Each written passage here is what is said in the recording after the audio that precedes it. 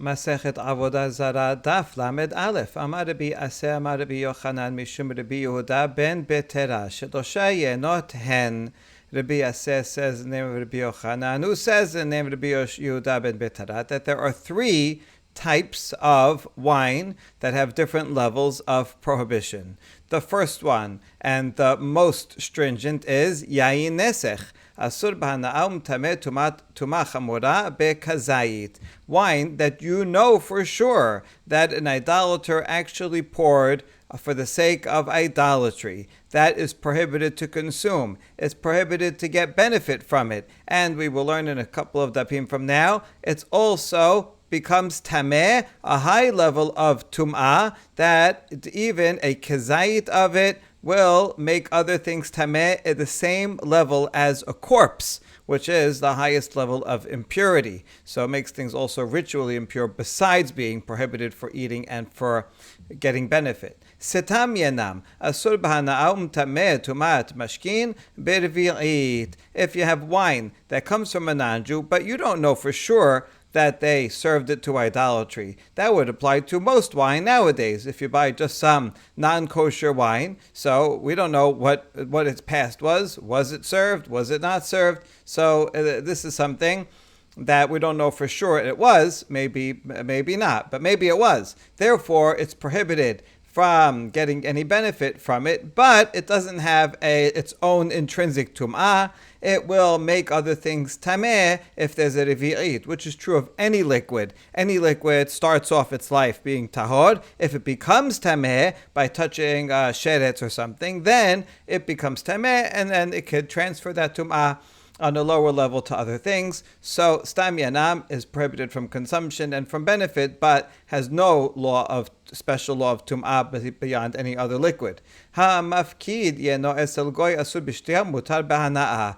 If a Jew owns wine and he deposits it with a non-Jew, here, hold this wine for me, then when he gets it back, he's not allowed to drink it, but he can benefit from it. He can sell it. We'll see what the distinction is right now. Now challenged on the last one, Hamafkid perotav esel goy harehen ke perotav shel goy lishbeit ulemaaser. A Mishnah in Bechorot is more stringent because here it says that if someone a Jew deposits produce to a non-Jew, then it has the same law as produce of a non-Jew regarding shivi'it and maaser. Meaning, even if a Jew, let's say, took maaser, so now this produce that he's depositing is permitted. But now when he gets it back, he has to suspect that maybe the non-Jew switched it for other produce, so he'll have to take maaser again. So here in this Mishnah Bechorot, it's more stringent. We do suspect and worry that the non-Jew switched it for something else, and therefore it's prohibited. But over here in this statement of Rabbi Yehuda ben Betera, he says that it's permitted to get benefit from it. Why is it permitted to get benefit? If the non-Jew switched it for his own wine, then it would be prohibited, or even to get benefit from it. So the answer is Kegon Sheichel Lo Keren Zavit. When Rabbi Yehuda ben Betera said that it is permitted to get benefit, because even though you deposit it with a non-Jew, it's talking about specifically a case where they designated a certain corner in the non-Jew's storeroom, this certain corner that's closed off and locked away, and so therefore the non-Jew cannot switch it out. Then the Jew can come back and take it, and he can get benefit from it. We ask about that. If so, if it's in a special locked room, in a special corner, then the Jew, when he comes back, you should be able to drink it also, because, well, what are you going to worry about? Amar kelum yesh mishnat bar kapara tenale Rabbi Tanchum demin parod hamafkid yano esel goy mutar b'shtiyah. And we support this question from a statement that Rabbi Yochanan got when he went to this place called Parod. That was a place where Bar Kapara lived. And he was collecting all the statements of Bar Kapara so they wouldn't be forgotten. And he says, hey, does anybody here know any teaching from Bar Kapara? Bar Kapara was a transition between Tanaim and Amoraim. So he had a lot of Baraitot. And so Rabbi Yochanan went there, and a certain Rabbi Tanchum from Parod said, yes, I have one. Bar Kapara taught that if someone deposits wine with a non-Jew, it's permitted to drink it. So evidently it's talking about a case where they had a special corner set aside for it. Kari ale mekom sheipol ha'etz sham yehu salkadatech ela sham yehu perotaf. Now, continuation of that story before we answer the question. Rabbi Yochanan heard Rabbi Tanchum from Parod say this, and he said, according to Pasuk in Kohelet, where a tree falls, there it shall be. Meaning, this is an analogy to a sage, a great Torah scholar, where he dies, that's where he will be. What do you mean that's where he'll be? If he died, then he's not there anymore. Oh, it means that's where his fruit is. His fruit are his teachings. If you want to know what a deceased rabbi said, go to his city, go to his students, his yeshiva, and people there will remember. So he's so happy that he got this teaching from Bar Kapara. What we see here is that if one deposits wine with a non-Jew, as long as it's one lock or a seal or something, that he knows that it wasn't switched out with something else, then it's permitted to eat. Now, but how come above, Rabbi Yehuda ben Betera said, no, it's only permitted to consume. Amar Rabbi Zara, la kasha Rabbi Eliezer harabanan. Rabbi Zara says, no, it's no problem. In fact, this goes back to an earlier Tanaitic controversy between Rabbi Eliezer and Rabbanan. As we see here, the Tanya, Echad alokech ve'echad asocher bayit b'chatzero shel goy u'mileuhu yain u'mafteach o chotam b'yad Yisrael. Rabbi Eliezer matir v'achamim oserim. Baraita teaches that if someone either buys or rents a house that's in the courtyard of a non-Jew, so the area is owned by a non-Jew, but a Jew is renting or buying a certain part of that area, and the Jew fills it with his own wine, and he has a key or he has a seal that he seals it with, so that if it's tampered, you could see that someone tampered with it. Is the Jew then allowed to go and consume it? Rabbi Eliezer says, yes, it's permitted. So you see that Rabbi Eliezer and Bar Kapara would follow the Rabbi Eliezer, who was an earlier Tana. One seal, that's it. It's good enough. Hachamim, however, say it's prohibited, even though there's one seal or one key. But maybe he broke in, maybe he broke the seal and forged it. So we still have to worry about that. And not to worry to such an extent that it would be prohibited for hana'ah, but enough that it would be prohibited for consumption, and that's the ruling of Rabbi Yehuda ben Betera that we started with. Amar Rabbi Chia bered Rabbi Chia bar Nachmani, Amar Rav Chisda Amar Rav, V'amri la Amar Rav Chisda Amar Ze'iri, V'amri la Amar Rav Chisda Amar li Abba bar Chama Hachi Amar Ze'iri, Halacha ke Rabbi Eliezer. So we have a statement, there's three versions of who said the statement. And common to all of them is Rav Chisda. Either he said it in the name of Rav, or he said it in the name of Ze'iri, or Rav Chisda quoted Abba bar Chama, who quoted it in the name of Ze'iri. Anyway, whoever said it said that halacha is like Rabbi Eliezer, that as long as something is in the storeroom with a key or has a seal on it, then it's permitted. The Jew put it there, and we can assume that it was not switched out, and then the Jew can go back and get it. Amar Rabbi Elazar. Don't confuse. We were talking about here Rabbi Eliezer, the Tana, and now we're quoting Rabbi Elazar, who is an Amora. But we're going to bring it to Rabbi Eliezer again. So Rabbi Elazar says, Hakol mishtamer bechotam ehad, chutz min ha'yayin she'en mishtamer bechotam ehad. Rabbi Elazar, the Amora, says that anything, other foods, can be kept secure with one seal. If you have another type of food and you want to make sure, produce or whatever, and you want to make sure that you deposit it with a non-Jew and you want to make sure it's the same one that you got back, one seal is enough. But wine, because it's so expensive and people like it, there we have to worry that maybe the non-Jew will switch it out and forge it with a different seal. So there, one seal is not sufficient. Rabbi Yochanan, Amar afilu yain mishtamer bechotam echad. Rabbi Yochanan is more lenient. He's also an Amora, same as Rabbi Elazar, and he says that even for wine, one seal is sufficient, just like for other foods. And they are not arguing. Well, they are arguing, but the point is they're not arguing within one Tana, but rather each one is following a different Tana.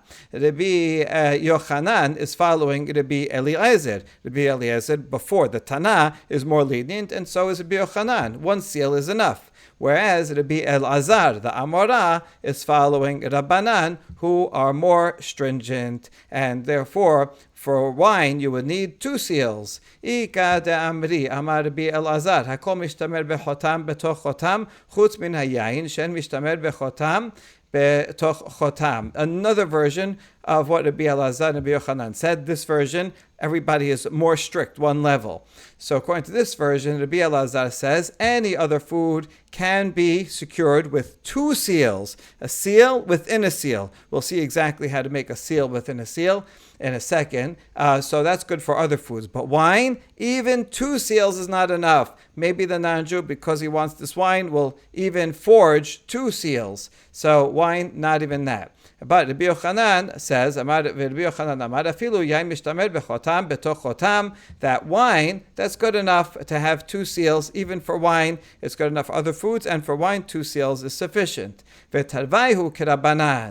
in this case, they are arguing within Rabbanan, because you see, Rabbi Eliezer above the Tana, he was lenient and said 1 seal is sufficient. So in this version, none of the Amoraim follow Rabbi Eliezer, but rather both follow Rabbanan. Mor sabar ki pelige Rabbanan aled Rabbi Eliezer bechotam echad, ava bechotam betoch chotam sharu. Mor sabar afilu chotam betoch chotam asri. So both sages are arguing within Rabbanan. Neither of them agree with Rabbi Eliezer, but within Rabbanan, Rabbi Yochanan says that when the rabbis disagree with Rabbi Eliezer, they disagree with the fact that Rabbi Eliezer says that 1 seal is enough. They say, no, 1 seal is not enough, but if it's 2 seals, that would be permitted even for wine. Whereas Rabbi Elazar is more stringent, and they think that Rabbanan disagree with Rabbi Eliezer, not only with 1 seal, but even with 2 seals. They would jump and say, for wine, even 2 seals is not sufficient. How do you make a seal within a seal? Is it just like a double knot? Is that a double seal? Answer is no. Amarava agana de puma de habita shirika vechatima have chotam betochotam ve'ila la. Let's say you have a barrel, so you have to take a basin and put it over the mouth of the barrel. Basically, let's say you have a barrel, and let's say there's an opening on top of the barrel. So you take a basin upside down so that it covers it totally, and then you'd have a seal on the barrel and another seal on the basin at the opposite edge. So it's not sufficient to have 2 seals, one right next to each other, one right on top of another. That's just like 1 seal because they're right near each other. So you need 1 at one end and 1 on the opposite end. If you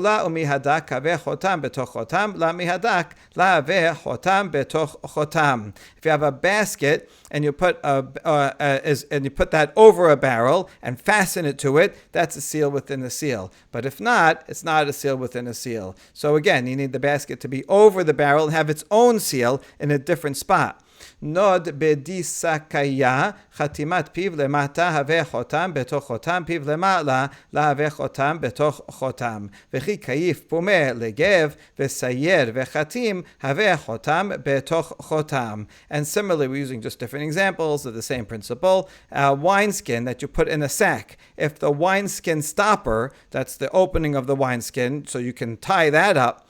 But if it's facing downward, and then you put a sack, so the opening of the wineskin is at the bottom of the sack, and then you seal up the sack, that is a double seal because the 2 seals are away from each other at opposite ends. But if the stopper is facing upward, where the seal of the sack is also, then they're in the same place. Then it's only 1. But if you bend the wineskin bottle inward, so you have a wineskin, it's made out of leather or animal intestine. So if you bend it, and now you're tying it not at the top, you're tying it towards the middle, where you're folding it over, and then you put the sack, and that you're tying on top. That is considered a seal within a seal, even though the one of them is not on the bottom. The point is that the 2 seals are not in the same place; they have to be in 2 different places. Tenor banan, barishonahi omrim yain shel ayin kushi asum mipnei birat sekrika v'shel shel bar keta asur mipnei kefar parshai, veshel zagdor asur mipnei kefar shalim. Chazru lomar chaviyot petuchot asurot ustumot mutarot. So now we list 3 places that are Samaritan cities. Now, Samaritans, Kutim, they don't worship Avoda Zara. They believe in one God. They follow the 5 books of the Torah, so they don't follow all the laws of oral law, but they're not doing idolatry. So the Samaritan wine itself would be okay. But the problem is that these cities of the Samaritans are near places of idolatry. And so therefore, if you have wine from this Samaritan city called Ayin Kushi, it's prohibited to a Jew because maybe it came into contact with one of the idolaters who lives in Birat Serika. And the idea is that the Samaritans are not careful to make sure that an idolater will not touch it and then serve it to idolatry, even just by picking it up, swishing it around. Maybe in that act he's saying some incantation and serving it to and dedicating it to an idol.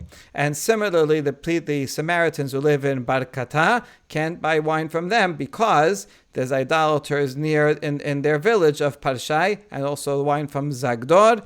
You can't use that, get that from Samaritans because the idol worshippers from the village of Shalem might have touched it. That was the original law. However, the rabbis changed their mind and said, that prohibition only applies if the barrels are open. Then the Samaritans are not careful, and these idolaters will come and swish it around. But if they're sealed, then the Samaritans are careful to make sure that idol worshippers don't come and touch them. Now, what was the logic of the original prohibition, and then why did they change their mind to be more lenient? Makpid al maga goy, lashena petuchot velashena situmot. At first, the rabbis thought that Samaritans are not careful about non-Jews coming and touching the wine, and they were not careful whether it was open or closed barrels. But then they changed their mind because they realized that the Samaritans, they're not careful if it's open, and they let the idolaters come. But if it's closed, then they know that since it's closed, they're going to want to sell this barrel, and they're going to want to keep it away from idolaters so that it won't become idolatrous wine, though they are careful about that, and therefore the Jews can buy it from them if it's closed. Ustumot mutarot urminhi. So now we question that conclusion that if it's sealed, it's permitted. Is that true? We have a contradiction from a Baraita that says, Hasholech chavit shel yain biyad kuti v'shel sir v'shel murias biyad goy im makir chotamo ustamo mutar v'im lav asur. If someone sends a barrel of wine with a Samaritan messenger, that's wine, or fish brine or fish stew in the hands of a non-Jew, so we're afraid that the messenger will mess up, and for the brine or the stew, he might mix it up kosher fish and will change it for a non-kosher fish. And with the kuti, we're afraid that he will allow an idolater to handle the wine and make it yayin nesech. Now, if the Jew recognizes the seal, I put the seal on, or I recognize the seal of the Jew that I bought it from, then it's closed. Recognize the seal and how it's closed, then it's permitted, because then he'll know that nobody opened it, nobody switched it. But if not, then it's prohibited. So we see over here that even though it's closed, it would need a seal. Without a seal, even though it's closed, the wine of a Samaritan is prohibited. You just said that the wine of a Samaritan is, as long as it's closed, the Samaritan himself will make sure that no idolater touches it. But here, you require a seal also, meaning if you don't have a seal, then we don't trust a Samaritan even though it's closed. Amar Rabbi Zara, la kashya, kan ba'ir, kan baderech. Rabbi Zara says there's no problem. The statement that we said earlier, when the rabbis decided that it's permitted to buy wine from a Samaritan as long as it's closed, that's talking about where the barrel of wine is in the city. When it's in the city, there's lots of people around, and the Samaritan's going to be afraid that if he allows a non-Jew to touch it, then the people will see, and they're going to say, oh, look, this guy, this Samaritan, he allows non-Jews to touch it, that's going to be yayin nesech, and Jews will not want to buy it. So in the city, then the Samaritan is careful when it's closed to make sure Samaritans don't touch it. But if you want to buy if the barrel is on the road, so the road, there's not so many people, you see the Samaritan, he has a barrel, then you have to suspect that the Samaritan allowed a non-Jew to handle the wine, and while he was handling it, he made it yayin nesech, and the Samaritan wasn't careful because there aren't people that are watching, and that is the case of the baraita that says only if it has also a seal that you recognize. Otherwise, we would not buy it from the non-Jew because it's on the road. That's Rabbi Zara's answer. Matkif la Rabbi Yirmiyah midi hanach te'ir la bederech atu. Rabbi Yirmiyah rejects Rabbi Zara's answer because he says these barrels in the city, how do you think they got there? Obviously, they came on the road. So even though, once it gets to the city, the Samaritan will be careful to make sure that no idolaters touch it, so because he won't want to be seen and then not be trusted. But on the way to the city, while it was on the road, then he wasn't careful, and he might have allowed an idolater to touch it. So you have to, just like it's prohibited in the road, you have to prohibit it also in the city. So rather, Ela Amar Rabbi Yirmiyah ben hakitot shaninu kevan dekula ama afchi mirtat Amar ashta I chazili mafsiduli. Rather, Rabbi Yirmiyah gives a different answer and says that when we said it's permitted up above, then the rabbis changed their mind and said as long as it's sealed, it's permitted. That was talking about a barrel that's found among the wine presses. That's where they fill up the barrels and they're manufacturing it. And there's a lot of people that are coming back and forth and watching. And there, the Samaritan will be afraid, and he'll say, if someone sees that I allow an idolater to touch it, then it'll cause me a loss, because then the Jews will not want to buy it. And so there, the Samaritan is very careful to make sure. That's when it's permitted. But in this baraita over here, when we said that it's prohibited unless you have a seal, that was talking about not at the wine presses, but rather either on the road or in the city. Itemar, mipnei ma asru shechar shel goyim. And now another new prohibition, that the sages also prohibited beer of Gentiles, not only wine. But what's the reason? Beer, they don't serve to their idols. So what's the reason for this? Rami bar Hama amar Rabbi Yitzchak mishum hatanut, Rav Nachman amar mishum gilui. So now we have a new reason, according to Rami bar Hama in the name of Rabbi Yitzchak, because of marriage. If Jews will start drinking beer together with non-Jews, then that's going to lead to a lot of socializing. And they say, oh, I have a daughter, oh, I have a son, oh, why don't we marry them? And so we don't want people socializing too much, because then it will lead to intermarriage. Rav Nachman said no, it's because of exposure that they leave it uncovered, and snakes come and put venom in it, and so therefore it's just dangerous because it is poison. I agilui demai, I lemagilui de naziata, ananami megalena. Now we ask about Rav Nachman. What are you concerned that they left exposed? Is it being exposed in the vat while it's being manufactured? We also expose it in the vat because the snakes don't drink the beer while it's in the vat, so you don't have to worry about that. And rather, what are you afraid that when the beer is in the barrel, we also expose it in the barrel because the snakes don't drink it in the barrel either, and so we don't have to worry about that poison. Rather, it's talking about the water that is used to make the beer.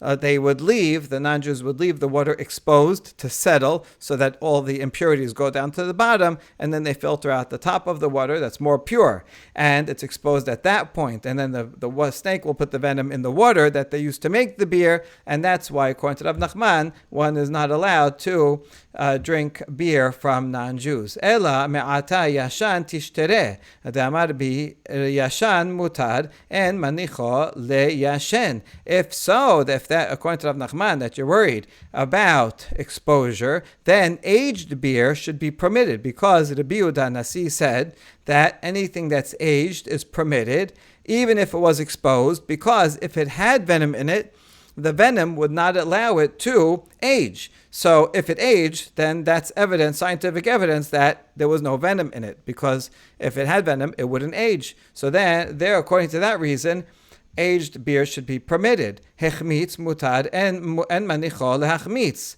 And also, if it got sour, then also it should be permitted, because if there's venom in it, then the beer will not sour. So that should also be permitted. So how come? So why are those also prohibited in that case, according to Rav Nachman? And the answer is gezerah yashan atu hadash. We still prohibit old beer, because if we allow old beer, people will think, oh, beer is allowed, and will not make a distinction, and they will think that new beer is also permitted. But really, the new beer can be use exposed water. So therefore, we have to make a prohibition against all of these beers. Rav Papa mapikin le lababa dechanuta v'shateh. Rav Achai maitu le lebete v'shateh. V'tarvayu mishum hatanut. Rav Achai aved harchaka yiterta. Rav Papa, if he wanted beer, he would have people bring the beer from the house of the non-Jew to the entrance of the store, and he'd drink it outside the store of the non-Jew. So the Papa, he would drink the beer of non-Jews. Therefore, he was not afraid of the poisonous venom in it. Otherwise, it doesn't matter where you drink it. Rather, he was only afraid of marriage. And so that the problem is not drinking the beer itself, it's being in a bar. Once you're in, I'm going to go into a bar because I want to drink. Okay, once you're in the bar, you sit at a stool, you sit at a table, and then you meet other people, you meet some other guy. I have a daughter, why don't you marry her? And so that's the problem, is drinking it in the bar, which is an applicable halacha till today. However, if it's outside the bar, take it to go. So he drank it right outside. There's no problem of socializing. That was Rav Papa. Rav Achai, however, had his people bring the beer all the way to his house, and he would drink it only at home. He would not drink it outside the bar. Now, both of them are only worried about marriage, because if it was about venom, then you couldn't drink it anywhere. Rav Achai, he made an extra preventative measure for himself. If it's outside the bar, maybe there's still people that are coming out and socializing outside the bar, so it's not as much as in the bar, but he wanted to stay far away and only drink it at home. Rav Papa said, no, it's enough just to drink it in the street and not in the bar, and no one's going to marry someone just because they're drinking beer in the street. Rav Shemuel bar Bisna ikla le marguan, aitu le hamra vela ishte, aitu le shichra vela ishte, bishlam hamra mishum shimsa, shichra mishum mai, mishum shimsa te shimsa. And that was a story about Rav Shemuel bar Bisna. He came to a place called Marguan, and someone brought him wine, and he didn't drink it. They brought him beer. He also didn't drink that. Now, we understand the wine that he didn't drink because there's a worry that maybe it's yayin nesech. But how about the beer? He's not drinking it in the bar. He's drinking it outside. So what's he worried about? And the answer is a worry of a worry. He's not drinking beer because then people will think, oh, if beer is allowed, then wine's allowed. And wine definitely is not allowed. So he took this extra precaution. Amarav, hay shichra de arma'a share, v'chiya beri la nishte mineh. Rav said, beer from Arameans is permitted. Is not worried about being exposed to poison. So as long as you just don't drink it in his house, that's okay. So it's permitted. But my son Chia should not drink it. Ma nafshach, we ask. Ishare lekul ha'mashareh, iyasir lekul ha'alma asir. Pick a lane. If the beer is permitted, then it should be permitted to everyone, even his son. And if it's prohibited, then it should be prohibited to anyone. Why are you saying, oh, it's kosher, anyone can drink it, but not my son? How's your son different from anybody else? Ela Rav Savar, mishum giluya ve'azel merora dichshuta ve'kalile zihare u'delake malke letefe ve'chiya beri ho'il ve'lake la nishte mine. Rather, Rav thought, the reason not to drink beer is not because of marriage, but rather because that the water that's used to make the beer is exposed to venom, possibly. However, he thought that the bitterness of the hops in the beer impairs the snake's venom, so therefore it's not poisonous anymore when it goes in the beer. However, if someone is weak, then not so strong in their health, then even that weakened venom will be dangerous for them. And he said, my son Chia, since he is weak, he should not drink from the beer. Other people, you don't have to worry about the venom that's in it, because the hops in the beer weaken the venom. Amar Shemuel, Kol hasherasim yesh lahem eres shel nachash memit v'shel sherasim eno memihit. Shemuel says all creeping animals have venom, just that the snake has poisonous venom. Other creeping animals do not have poisonous venom. Amar leShemuel leChiya bar Abba bar Arya ta ve'em alach mileta me'aliyata tahava amar Rav avuch hachi amar avuch. One time Shemuel said to Chiya bar Rav, you're the son of a lion. Rav and Shemuel, they were colleagues, and Rav was somewhat senior. So Shemuel told Chiya, the son of Rav, I want to tell you a great chidush that your father Rav said. Here's what he taught me. Hane armai zukane tahavu shatu giluya vela metu. Aide achle shekasim masim chavil gufayhu. He says, you see these Arameans, meaning non-Jews, that they're swollen and their bodies are swollen because they drink liquids that are exposed that have venom in it. Now you're going to ask, how come they didn't die if they're drinking venomous liquids all the time? Because they eat non-kosher creepy crawlies, and those heat up their bodies, and that heat of their bodies, kind of fever, serves to lessen the effect of the venom. That's why they can withstand the venom, and that's why they're so swollen. Amar Rav Yosef, Hai halad de shichra de arma'a asur. Rav Yosef says that vinegar made from Aramean beer, non-kosher, beer of non-Jews, is prohibited. Why? Because